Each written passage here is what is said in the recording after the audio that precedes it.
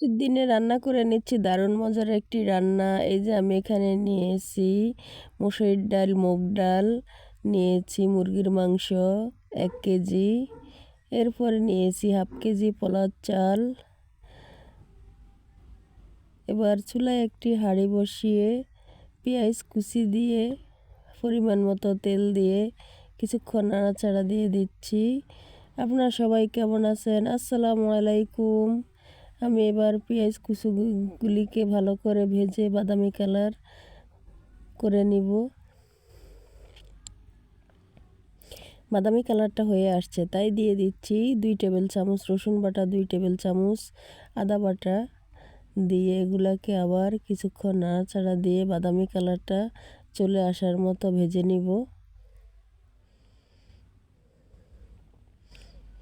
বাদামি কালারটা চলে আসছে, এবার দিয়ে দিচ্ছি হাফ টেবিল চামচ হলুদ গুঁড়ো, হাফ টেবিল চামচ মরিচ গুঁড়ো দিয়ে এগুলাকে আবার ভালো করে নাড়াচাড়া দিয়ে দিচ্ছি।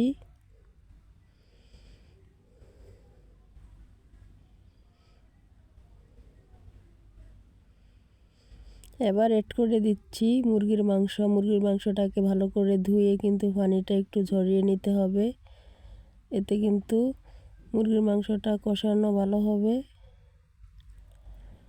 দিয়ে আবার কিছুক্ষণ নাড়াচাড়া দিয়ে দিচ্ছি। এবার দিয়ে দিচ্ছি পরিমাণ মতো লবণ, স্বাদ মতো লবণ। যে যেরকম লবণ খেতে পছন্দ করেন ঠিক ওরকমই দিতে হবে।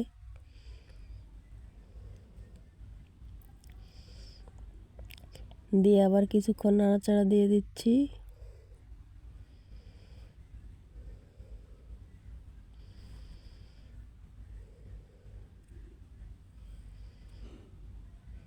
আবার চলে আসছি কিছুক্ষণ নাড়াচাড়া দিয়ে দিতে।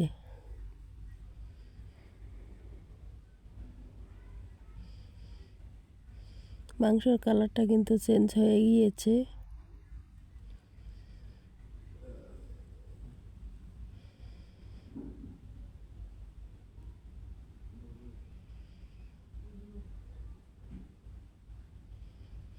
এবার একটি ঢাকনার সাহায্যে কিছুক্ষণের জন্য ঢেকে দিচ্ছি। এবার ঢাকনাটি সরিয়ে আবার কিছুক্ষণ নাড়াচাড়া দিয়ে দিব। দিয়ে দিচ্ছি 4-5 টুকরো দারচিনি, দিয়ে আবার কিছুক্ষণ নাড়াচাড়া দিয়ে দিচ্ছি।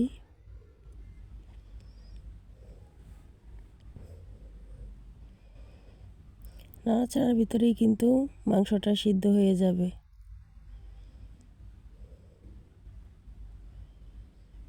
এবার দিয়ে দিচ্ছি আমি 1 প্যাকেট ম্যাগি মশলা। ম্যাগি মশলাটা দিলে কিন্তু মাংসটার স্বাদ বেড়ে যায়, তাই 1 প্যাকেট ম্যাগি মশলা দিয়ে আবার কিছুক্ষণ নাড়াচাড়া দিয়ে দিচ্ছি। আপনারা চাইলে নাও দিতে পারেন।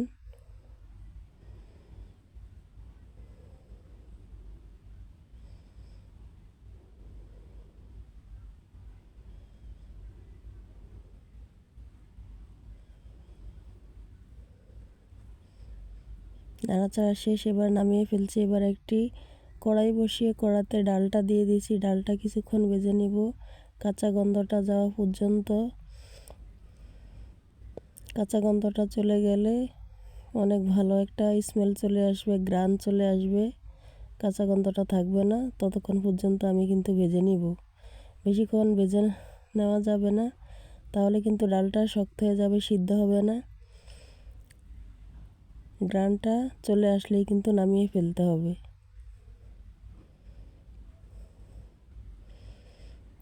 এবার আমি ওগুলাকে ডাল চাল দুইটাকে ধুয়ে ভালো করে পানি ঝরিয়ে রেখে দিয়েছি। এবার আমি অ্যাড করে দিলাম। এবার কিছুক্ষণ নাড়াচাড়া দিয়ে দেব।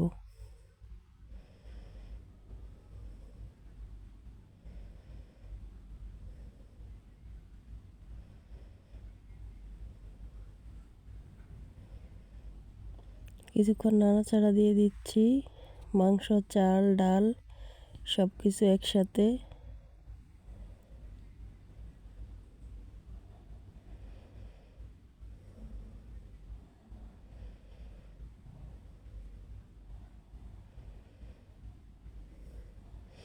এবার আবার কিছুক্ষণ নাড়াচাড়া দিয়ে দিচ্ছি। চুলার কিন্তু আঁচটা কিন্তু একেবারে মিডিয়ামে আঁচে রেখে দিয়েছি। চুলার আঁচটা কিন্তু বাড়ানো যাবে না, তাহলে কিন্তু নিচ দিয়ে পুড়ে যাবে।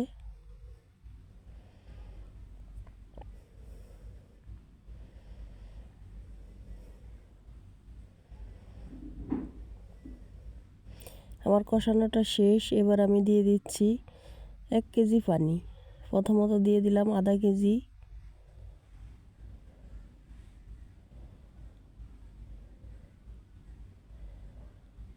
এরপরে দিয়ে দিলাম আবারও হাফ লিটার। 1 লিটারের থেকে একটু পানি বেশি দিলেই হবে। আপনারা চাইলে পরিমাণ মতোই দিতে পারেন। মেপে যে দিতে হবে এমন কোনো কথা না। এবার আমি এগুলাকে ভালো করে একটু নাড়াচাড়া দিয়ে দিচ্ছি,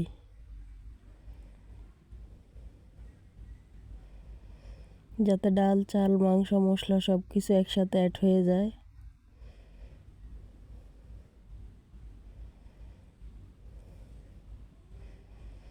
ভালো করে মিশিয়ে ভালো করে নাড়াচাড়া দিয়ে কিন্তু এরপরে চুলাটাকে একেবারে হাই হিট করে দিতে হবে, যেন 1 মিনিটের ভিতরেই বলকটা চলে আসে।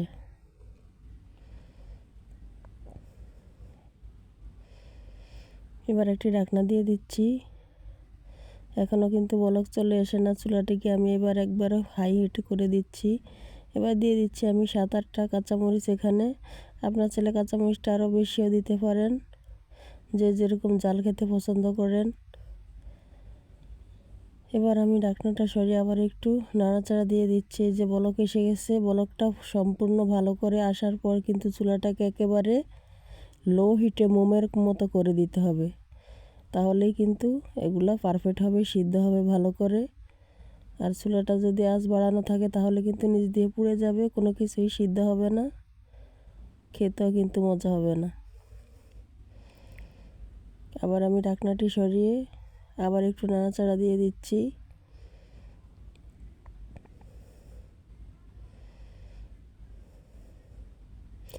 আমার রান্নাটি যদি আপনাদের একটু ভালো লেগে থাকে তাহলে একটি লাইক দিবেন।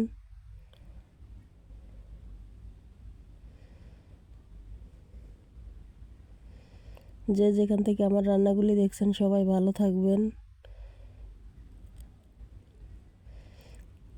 সুস্থ থাকবেন।